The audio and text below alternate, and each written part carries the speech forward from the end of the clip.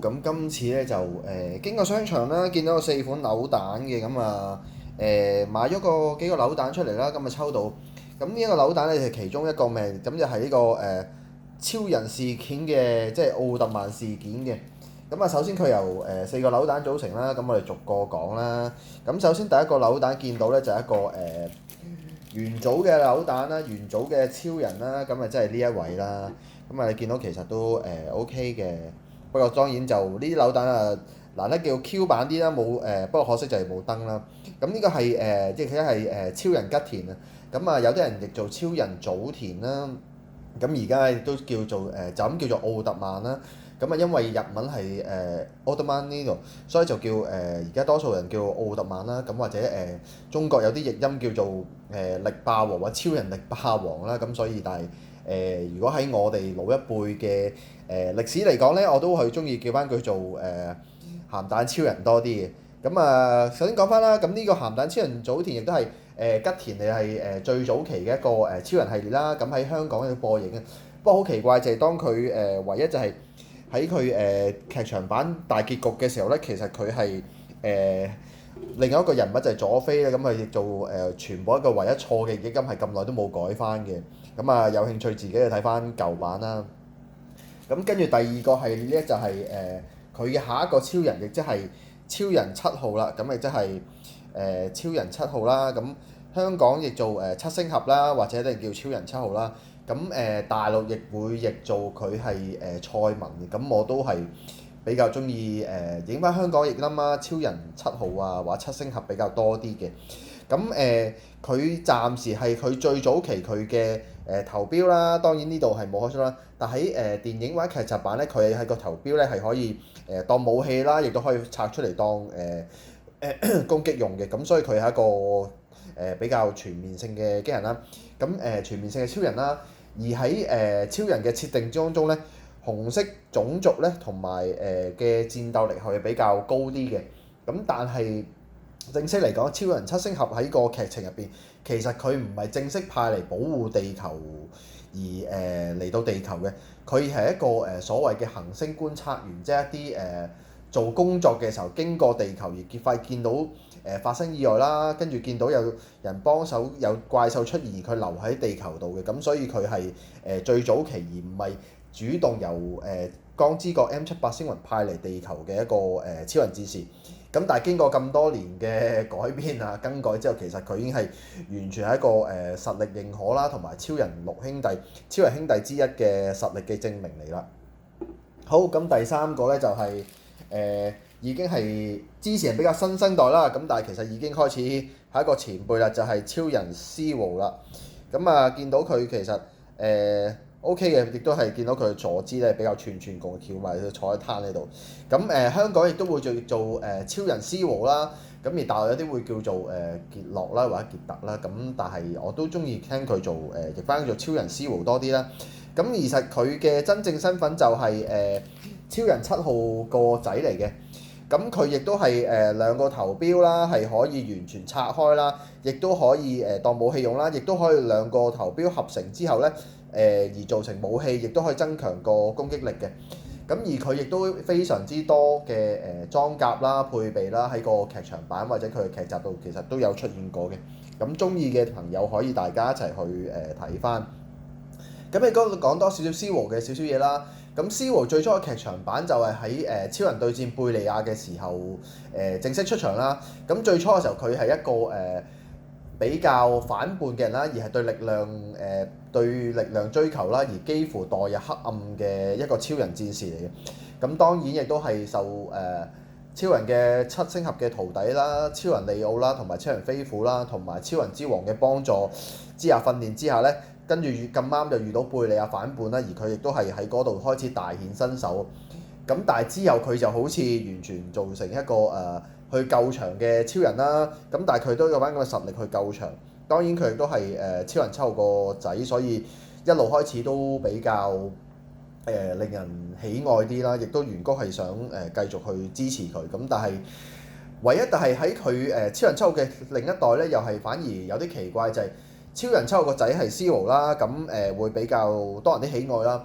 咁其實喺超人最初期嘅兄弟之後，其實超人太郎咧亦都係有一個仔叫做超人令家。咁但係喺個超人太郎個仔就好似太家方面咧，就好似冇咁多人喜愛咯，或者係冇咁多周邊產品出嚟，所以亦都係反而真係有啲出奇。咁所以我覺得反而同一代嘅時候，咁亦都有啲人話係呢個原谷特登做出嚟啦，咁啊做到佢兩個好似陰謀論咁樣啦，睇佢兩個爭一邊支持 Zero 啦，一邊支持超人個太郎個仔超人太家啦。咁超人太家同埋太郎亦都係唯一暫時係有三代，因為超人太郎就係超人之父光之國個超人之父個仔啦。咁跟住就係超人太郎啦，而跟住就係超人太家啦，咁係三個。咁而七星俠咧係冇人知佢嘅父親係邊個，咁所以佢哋只係兩代，而反而超人之父、超人太郎、超人太家咧就比較詳細啲三代。咁但係佢哋好似冇乜周邊產品或者玩具係繼續支持，當然佢哋有分別嘅產品啦，但係話好似咁樣去撲出嚟咧，就好似完全冇更改到，亦都冇其他周邊產品去支持，令超人太家或者超太郎去更加製造更高嘅人氣咯。好，咁暫時係呢個啦。咁當然啦，亦都係跟住仲有最後一個嘅。咁呢一個咧就係以漫畫唔係以劇集嚟講咧，其實佢係算屬於超人嘅Zero 嘅徒弟啦。咁當然佢唔認啦。咁其實亦都係有啲人叫佢做超人 Z 啦，因為佢心口其實見到個燈咧係一個 Z 嚟。咁當然因為你見到其實有個超人 Z 喺度，咁亦都叫做超人 Z 啦。咁亦都係有啲人會叫做超人澤塔啦。咁可以話佢係最初 Zero 嘅徒弟嚟。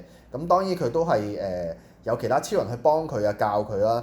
咁而佢嘅激光咧就係一個再唔係經典嘅 L 型啦，或者一個十字形嘅死角，而係佢發射激光嘅時候就會畫上一個 Z 形狀態嘅特技效果出嚟啦。咁就 Z 嘅激光出嚟，咁所以都係做出一個，所以叫做超人 Z 或者超人澤塔。咁佢激光咧就係一個Z形態。咁而家新生代咧就開始其實超人澤塔已經開始都係叫老大哥嚟啦。咁其實我比較中意有啲人氣唔係太高嘅超人啦，好似譬如梅比斯啊，或者超人太家啊，呢啲比較已經開始比較老嘅超人咧，其實而家已經開始少啦。咁亦都係增加，反而新嘅超人好似都唔係好多產品，譬如好似扭蛋啲都係唔多做出嚟啦。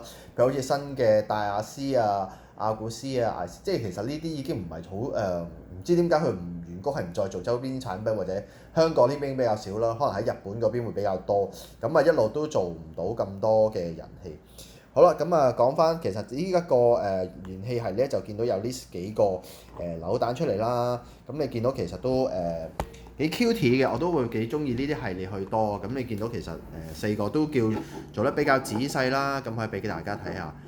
即係比較 cute 啲啊！咁其實我一路都中意啲鹹蛋超人嘅系列啊，或者睇 Q 版系列，因為始終都比較可愛啲嘅。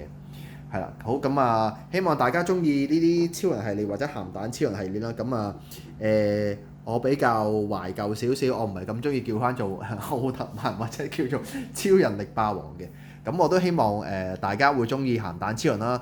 咁我都希望原谷可以繼續就算係新嘅超人都好啊，譬如好似而家嘅艾斯啊，或者戴亞斯呢啲比較新生代嘅型，可以繼續多啲新產品出嚟啦。咁一路起碼繼續有得睇啦。當然亦都會有人去支持鹹蛋超人啦。咁我都覺得其實當然啦，你去最簡單就係超人打怪獸啊，係一個系列。咁我覺得其實一個簡單啲講啦，正義戰不勝邪惡啊，亦都好有怪獸嘅理念啊出嚟。咁而家其實我覺得呢幾年嘅系列比較少一啲教育意義。咁當然以前其實講緊會教你譬如要環保啊，有啲超人其實係叫你環保，因為遇到點解會有咁多怪獸，就因為地球嘅污染啊。因為有啲人長期有奸嘅思想啊、唔好嘅思想啊，令到出嚟啊，咁其實呢啲就係當年曾經超人系列教導大家出嚟，你做嘢要正面啲啊，正向思想啊，當然亦都保護地球，唔好再咁多污染啊而做出嚟，所以咁咧就冇乜怪獸。咁啊亦都係有啲而家就開始會繼續去探索外宇宙啊，而去到宇宙之後咧，其實就要增加更多科技啊，去保衞啊，去增加地球啊同埋同外星嘅聯繫啦。咁啊，所以但係而家呢幾年就好似比較少啲啦，少咗呢啲方面嘅教育咯，即係好簡單。外星人侵略，怪獸甦醒侵略，跟住你就要去打返佢。點解會嚟呢？就要帶由 M78星雲派一個戰士嚟，跟住同人合體，或者再同幾個一齊戰士去再打咁樣咯。咁啊，希望大家中意啦。咁我都如果再有啲更加 cute 啊，或者更加靚嘅扭蛋啊 OK 嘅，咁或者啲超人嘅模型啊，我都會再同大家分享嘅。多謝支持，拜拜。